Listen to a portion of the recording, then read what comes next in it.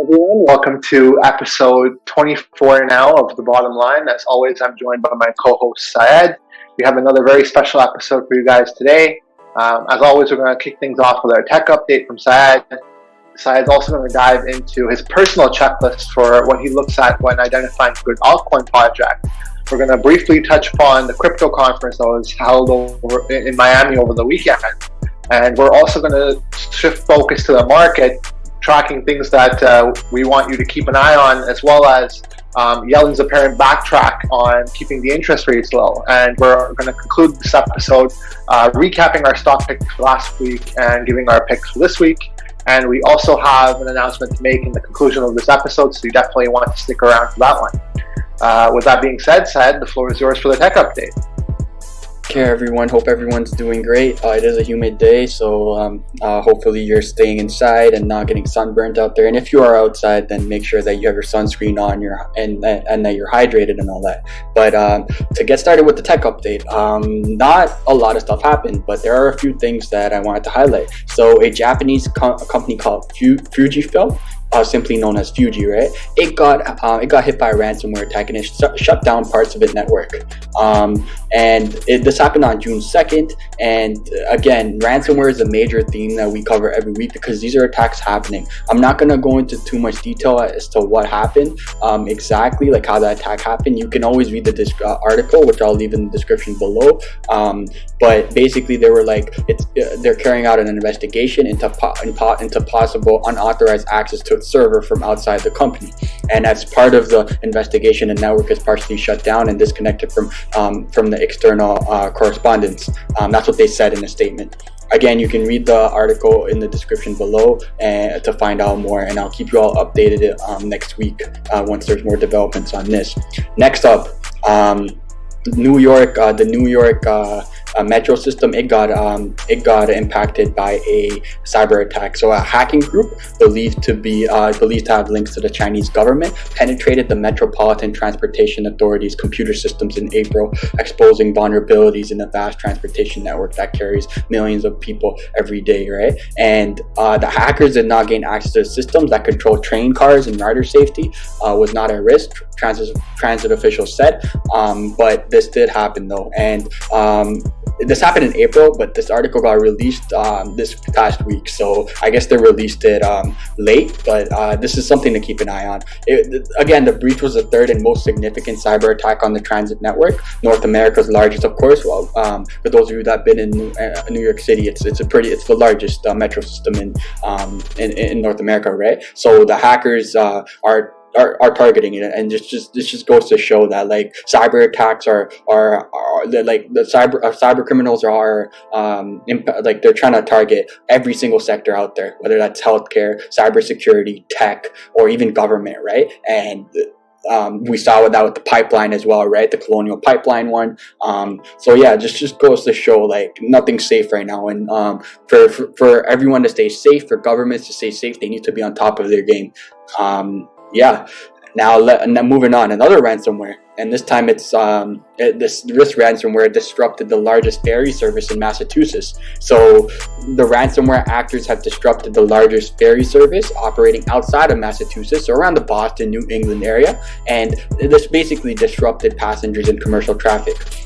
And the outage meant that the customers were unable to book or change vehicle reservations online or by phone. However, existing bookings would be honored, and rescheduling or cancellation fees would be waived.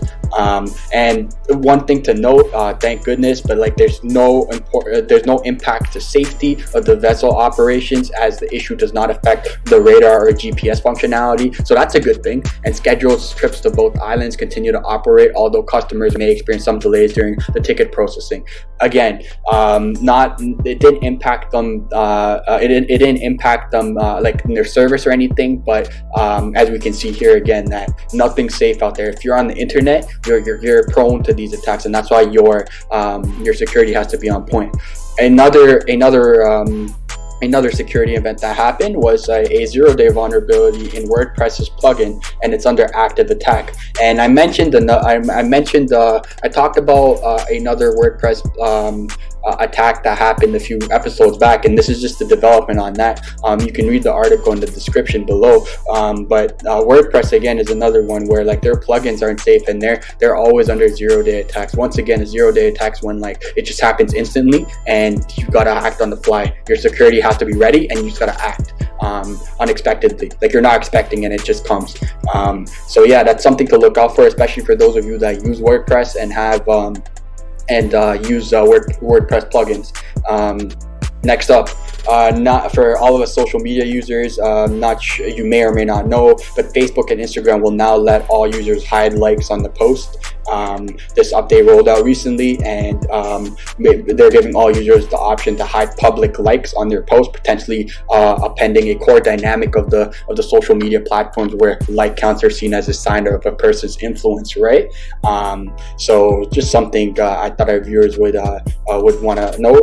And if you have the latest version of Instagram running on your phone, you should get a pop-up saying that you can hide the likes or show likes. So that's something to keep an eye out on. Now moving on to Amazon. Amazon devices will soon begin sharing your internet with neighbors and other small business. This is an article I found interesting, and basically it talks about how beginning June 8th, Amazon devices such as Echo, Alexa, and others will be enrolled in automatically in the tech giant's recently released wireless mesh service called Amazon Sidewalk. The service will allow a small share of bandwidth with nearby devices that are connected but have sidewalk capabilities. Basically like a Wi-Fi on the go, that's what it is, right? And then lastly, Facebook announced that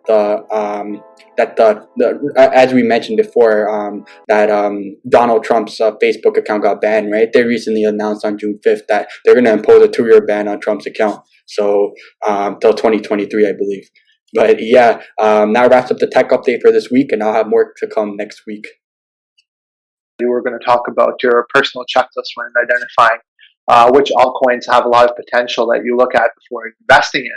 But before that, I just wanted to briefly mention in Miami, they actually held a cryptocurrency conference this week, and it was mainly focused on Bitcoin here, but I think Ethereum also, from what I've heard, stole the show. But I think one of the main topics that they were talking about is the fact that I think now what's happening is that in prior years, it was mostly the price and the excitement around Bitcoin and all the cryptocurrencies were mainly driven by retail investors like yourself and myself, right? Mm-hmm. I think now they started to focus on the fact that institutions are also adopting, and I know we saw over the weekend that El Salvador is actually adopting Bitcoin as their currency of the future now, basically, right? So, mm-hmm. I mean, I think there's more widespread adoption now, and that's something that they were trying to drive home over there. Because obviously there's a lot of FUD going on, FUD being fear, uncertainty, and despair, right? So, yeah.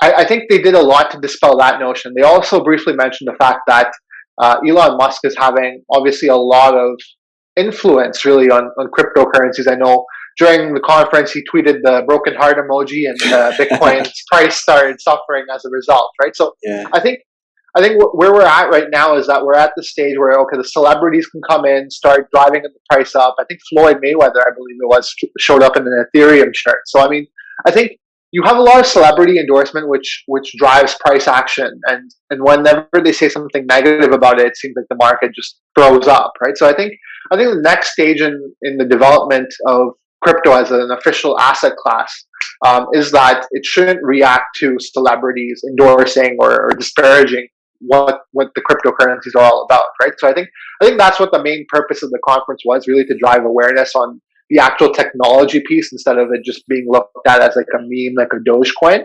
Yeah. So I think the event itself was successful in that round, but it was definitely interesting to see. Like I think they had over 50,000 people in attendance in Miami, and it was an extravagant event, right? It was a big event, and I know if things are open up here in Canada and travel was allowed, I think me and you would have been at that conference as well. 100%, yeah. But it was definitely interesting to see. I think this was the first in its kind where it's like everyone who's like a retail investor or an institutional investor, I don't know who was in attendance in particular, but I think there's a growing community that we continue to see, and despite the fact that there's been a short-term 30% correction, I don't think the excitement has died down. So I just wanted to bring that to the attention of our viewers ahead of this topic. Inside, if you have any other thoughts to add to that before we dive into your checklist, um, I'd welcome that for sure. Yeah. I saw a tweet actually that there was a conference like during the conference they were talking about Bitcoin, and someone a heckler randomly started talking about Dogecoin and how Dogecoin is the future to the moon and all that stuff. So I found that quite funny. But same points that you made, Deepak. It was a great. It sounded like a great event, and they talked more about like the technology, right? Like the blockchain technology, more as to show what crypto is about and how it can become how digital currency is the future. So that's my high level takeaway from there. But with that, to add on to that, I did want to tell our viewers about a few tips that I use, where I find a coin and then and it's just a part of my due diligence and how I research it. By all means, like before getting into this, I want to reiterate that it's not financial advice. This is just some of the ways I look at a coin and its potential. And feel free to add your thoughts into this, Deepak, because I'm sure you do some of the same things here. But I have four categories that I divided into. So one's market, second is technology, third is the community, and fourth is social media. So I'll talk a bit about each of them as I go through my list. So number one, the market. So in the market, you look at things like market cap, right? And Deepak, you and I have talked about market cap a lot offline as well. But basically, like in my opinion, if 5 million to 10 million is good for altcoins, market cap is important to a certain extent because it provides us with like a sense of how well the coin is being adopted by investors, right? And then number two for the market category is what is the trading volume of the coin? This is an important metric because it shows just how active the trading of the coin is over a given period of time, right? For example, 10% to 15% of market cap over 24 hours. That's an example of that, right? And then we're still on the market category. In terms of coin adoption, right? Is the coin available on popular crypto exchanges such as Coinbase, Binance, Kraken, and even in Canada, like we have Andex, Newton, and all those. Like how accessible is the coin, right? And then the last one for market is like examining the distribution of the coin. Like for example, are there whales with large holdings? This may be an indication of a centralization, right? Which may have adverse effects on the overall market price. Example, whale sells of leading to the others selling off, resulting in a drop of price, right? And we see that a lot in the market. And then just a little note I have too on the side, and I keep this in mind: if the creator of the coin or the token has a significant amount of holdings, this may be a major red flag for a potential of a scam. Like for example, the creator pumps on purpose to jack up the price and then sells, and we see that a lot with these scam tokens, right? Like SafeMoon, Shiba Inu, and all those quote unquote as they call shit coins, right? And we've talked about that before, but that was what I look for in market. Now moving on to technology, the more technical part. So has the white paper been published? I would go read the white paper and identify the technical and real world advantages it brings. What is the consensus method? Example, proof of work versus proof of stake. What is the technology stack? Example, like a generic structure. How does it differ from other cryptocurrencies? What does this altcoin have to offer that the others don't offer? And that's kind of like a deal breaker for me. Like, what does it have to offer? For example, if you look at a coin, altcoin like HBAR, right? Its transactions per second are really low compared to Bitcoin and Ethereum, and that could be a deal breaker for me to invest into it, right? That's just an example of how what I would look at there. Is there a scalability problem? For example, the transaction per second, and that adds on to my previous point, right? Like, not something you look at. Like Bitcoin, we know like that Bitcoin and Ethereum scalability is a problem. So that's where you look at altcoins, right? And HBAR is another example, and Cardano and all those altcoins, right? Next up for technology, what are the use cases? For example, are the use cases reasonable and do they help to solve or better real world issues, or better invest new things of doing things? And an example of that's VeChain, right? They have partnerships with a bunch of companies. I know that they have a partnership removing plastic from oceans, so that could be one example, right? It's just a part of doing your due diligence. And then now moving on to category number 3, which is community. Is there an official website or blog? Right? You look at that. Are the developers active? How many developers are there? Is there a GitHub community? Is the GitHub community relatively active? The number of commits, comments, etc. Not going to get into too much detail there, but you got to look at their GitHub, their code, whatever they have out there. Has a roadmap been established in regards to what the coin has to achieve, right? Is the coin backed by foundations or investments? That's another one. I put that in community, but you can also put that in like technology as well, right? Is the coin backed by any foundations or investments? And then a few others based off for community. Obviously, is there a Reddit community? What are they posting about? Are there any red flags? Like this I mentioned before, like pump and dumps, campaigns, scams, number of subscribers, all that stuff. And then last one for community is are there any competitors to the coin? What is this coin doing differently than its competitor? And then for social media, again, this one's a big one. I saved this for last. And is there a social media presence? Example, Twitter, TikTok, Reddit, Instagram. What are they posting about? Again, red flags, and I have these red flags. Like, are there any red flags? Like, again, I'm going to mention pump and dump schemes and scams are the major red flag you look for, and that's what you got to do in social media and community, right? You got to look for those. And then, are there any accredited companies or investors that back the coin?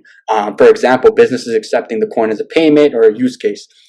That's something that I would check on for social media for. But those are just like some of the things I look for. I have more stuff too, but like this was like the meat of it, and I thought our viewers would find that helpful. When we say do your own due diligence, this could be a guideline, a starter to what to look for. Yeah, no, sorry, I think that was very informative. I think the only real piece that I can add is just keeping in mind who the creator is, right? I think one of the projects that I like a lot is Cardano, and the creator of that is Charles Hoskinson, who is part of the Ethereum project, right? So if they have a track record of success, I think that's something also that we should take into consideration. For sure, yep. So I wanted to mention the 5 top things to watch in the markets in the week ahead. And I'm actually going to be referring to an article from investing.com, so we'll provide the link to that in the description to our video. But just to kick things off here, the first thing that we have to keep an eye on continuously, as we've mentioned over the past few weeks even, is the inflation threat, because all eyes will actually be on the latest CPI data, Consumer Price Index data, on Thursday. After last time when we mentioned the CPI coming out, it showed a much stronger number than previously anticipated, at a 4% increase year over year. That marked a large sell-off in the markets because of the extra fear that surrounded the inflation threat. And that's something to, again, keep an eye on, because if this continues to be a trend, then it's going to show that, okay, yeah, inflation's in full force, and we actually have to brace for it, right? And I think this is also going to be complemented by the jobs report that is going to come out on Friday, which obviously, as we know, being in for the last year plus, the jobs report will indicate the strength of the economy, how well the recovery is taking form, and if the job market report comes underwhelming, then that shows that, okay, maybe we're not recovering as fast as we'd like, and that will likely lead to more bearish sentiment across the broad market. So definitely something to keep an eye on, both the CPI index and the jobs report on Friday.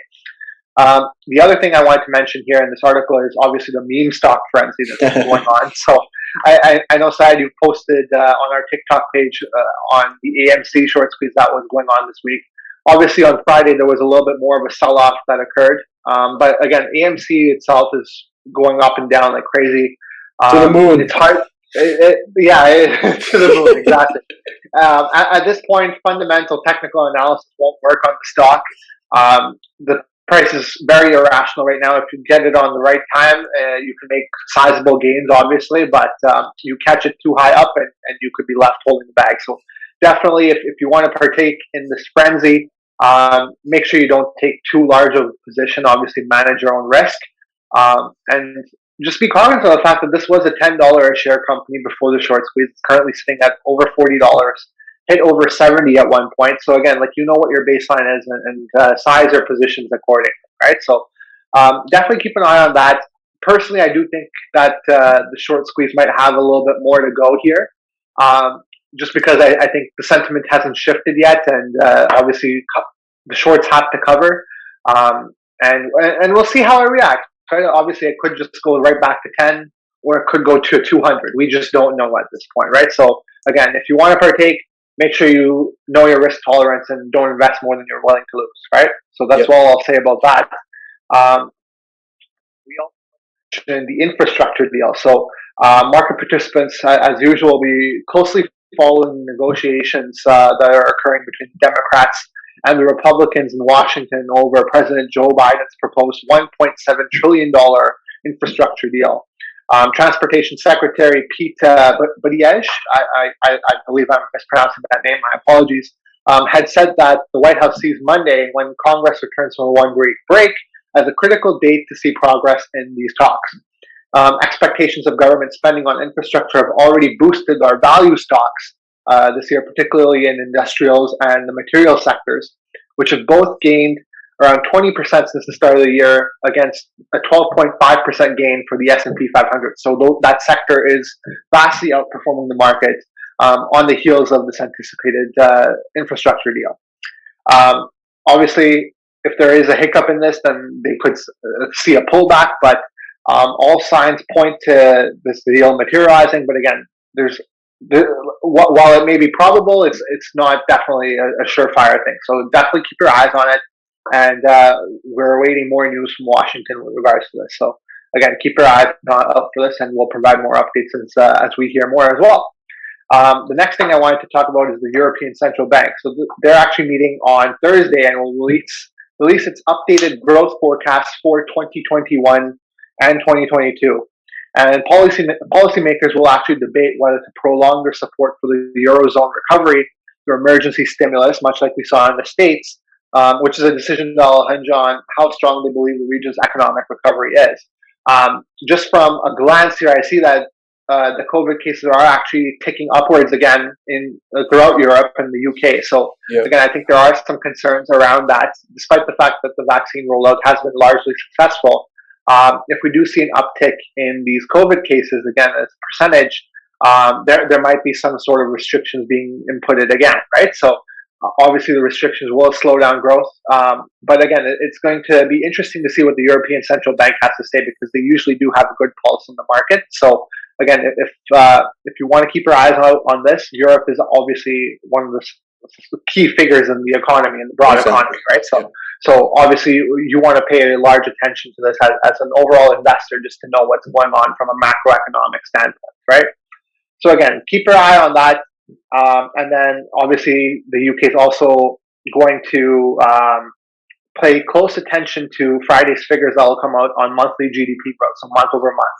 Mm-hmm. And again, this is another metric used to see how well the economy is recovering.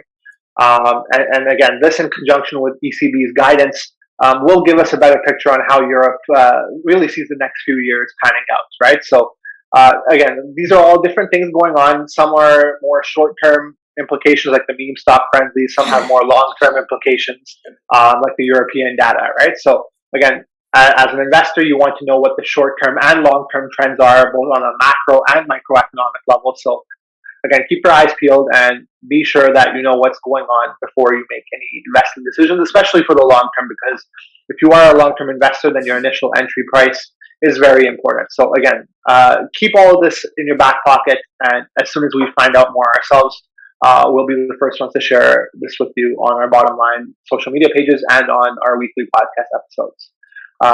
So yeah, no, that's the top 5 things to watch in the markets this week, and we'll provide you updates as we hear more. What I want to mention here is Janet Yellen saying that higher interest rates would actually be a plus for the U.S., seemingly backtracking on overall sentiment that low interest rates are here to stay, at least for the interim. So again, the market has been really spooked by higher interest rates than we saw as the yield was climbing up. Growth stocks in particular suffered. So it's interesting to see her make these remarks. But yeah, so just summarizing again, we have this article that we're referring to here, and we'll provide the link to that article in the description. But obviously, U.S. Treasury Secretary Janet Yellen said that President Joe Biden's $4 trillion spending plan would be good for the U.S., even if it contributes to rising inflation and results in higher interest rates to combat that inflation, right? To just quote her here, she says that if we ended up with a slightly higher interest rate, interest rate environment, it would actually be a plus for society's point of view and the Fed's point of view. To continue, she says that we've been fighting inflation that's too low and interest rates that are too low now for a decade. We want them to go back to a normal interest rate environment. And if this helps a little bit to alleviate things, then that's not a bad thing. That's a good thing. So again, I think what I've noticed is that I feel like we've hit almost a generational bottom in interest rates, because I think they were declining over the last 30, 40 years, really. So it seems that they have bottomed now, and they're going to only continue to rise. So I wouldn't be surprised if we see interest rates creep up to 2018, 2019 levels. But again, like, this is a little bit of a divergence, because from what I was hearing from policymakers was that we're going to keep interest rates low for until at least 2022, 2023. But it seems if we do have a fourth stimulus check, especially coming out in the States, which we're discussing right now, the fact is that they'll probably have to raise interest rates, because if they don't, then the money in circulation is far exceeding what it should be at a normal rate. And that'll result in heavy inflation, which obviously is not great for the overall strength of the economy, right?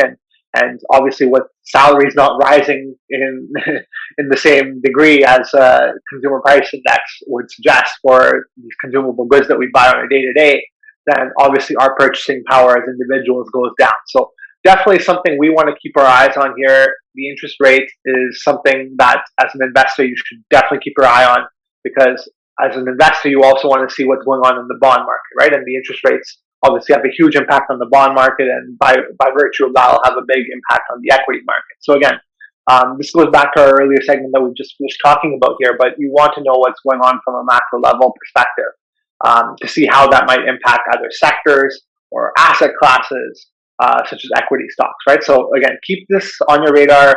And as they release more information, we'll keep you posted, but definitely do your own research as well, so that you get the information as soon as possible.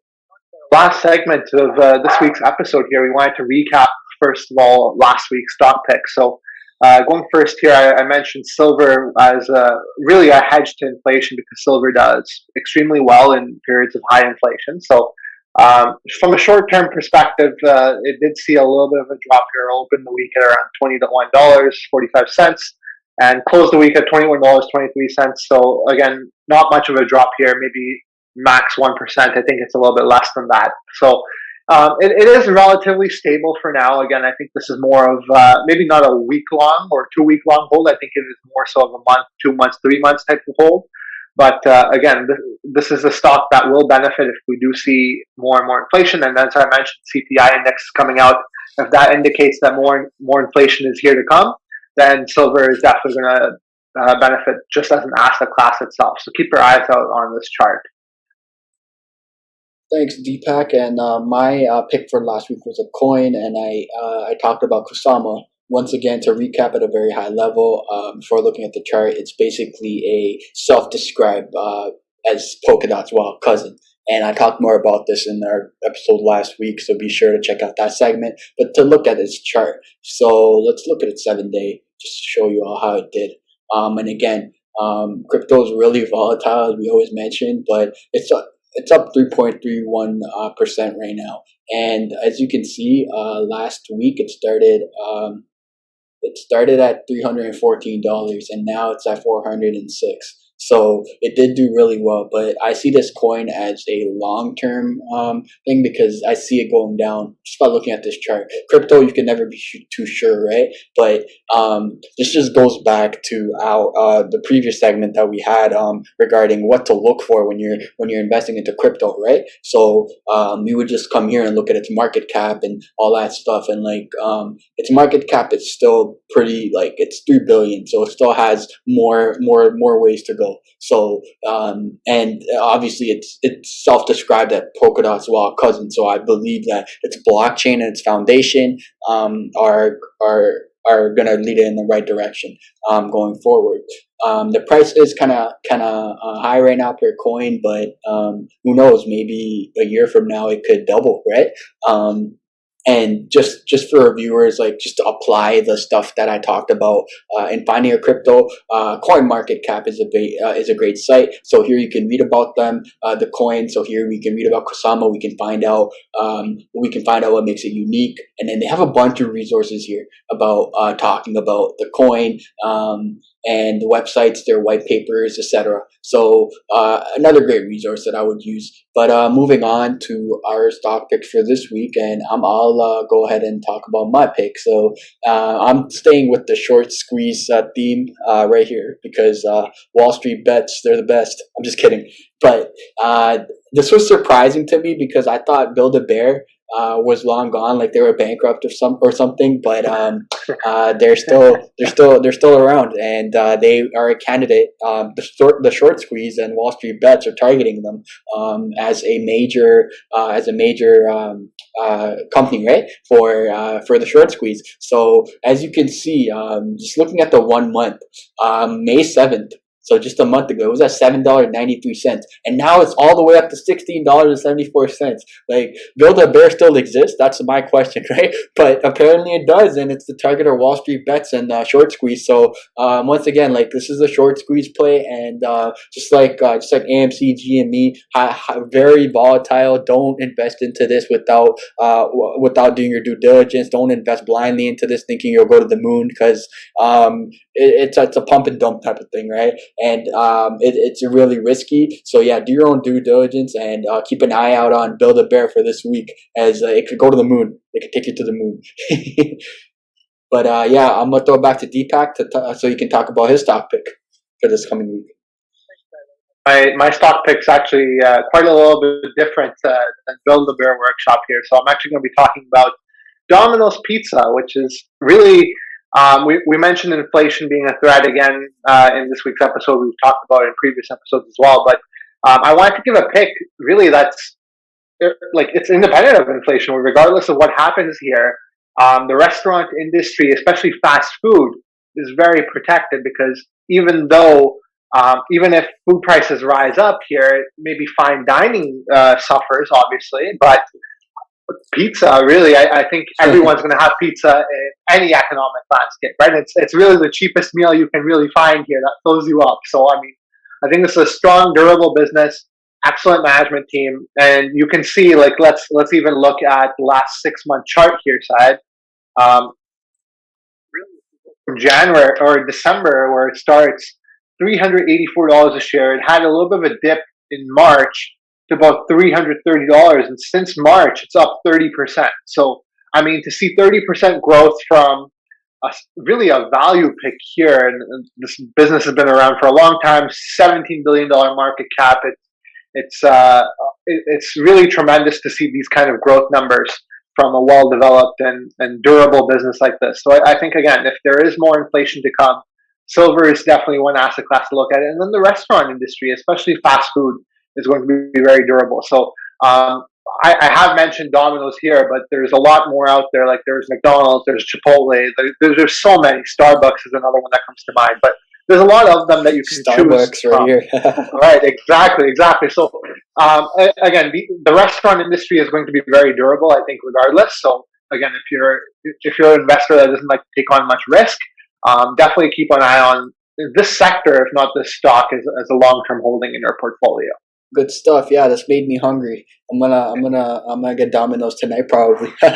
This week's episode, I actually wanted to make that special announcement that we promised in last week's episode, and that is the fact that as we're quickly approaching our 25th episode now, which is quite incredible, Syed, as you can attest to, that we've reached 25 episodes. It seems like it's gone by so quickly here, but in honor of that, reaching that milestone, we wanted to do another giveaway for you guys. So again, we're going to make a post to go over all the details of it, but again, the prize is going to be an Amazon gift card.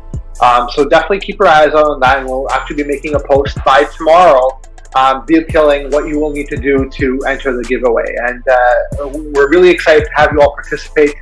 We will be announcing the winner of the giveaway in episode 25 at the end in the conclusion. So definitely check out next week's episode. And again, thank you guys so much for all the loyalty and all the love you've shown us. And we hope to continue to give you excellent content and break down weekly news as we continue to hear from policymakers, Janet Yellen, everyone, right? So everyone who can move the markets, we want to summarize everything that they do so that you're making informed investment decisions for yourself, which is ultimately the goal that we have here at the Bottom Line for all of our viewers. So Syed, I'll give it back to you to wrap up this week's episode. Even in the crypto space and everything else, like, we just want to give back to you guys and the audience, and like, we want to give back to you with all the knowledge and skills that we have. We want to make sure that we can help the community out and make them stay safe, get educated, financial literacy, cybersecurity, whatever. And we mentioned this, right? And it's just incredible that we reached we're going to reach 25 episodes next week, right? A major milestone for us, and we want to continue to help people out and get a wider audience, because the content, we believe our content can help everyone out, right? No matter what you do, what your occupation is, this is essential stuff you need to know, right? So with that being said, yes, as Deepak mentioned, we do have the giveaway coming up, and we will post we will post about it on Instagram. So that'll come out tomorrow. So be sure to check that out, and and you can enter, and the prize will be an Amazon gift card. With that being said, this does wrap up weekly episode 24. As always, we hope that the information we provided to you was helpful, and if it was helpful in any sort of way, be sure to like this video on YouTube, and be sure to subscribe to our YouTube channel.